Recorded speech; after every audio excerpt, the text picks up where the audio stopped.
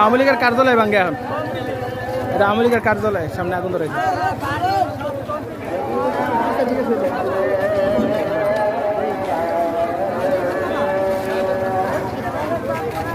ওই দেখ সাবিকের ভিতরে আগুন ধরেছে।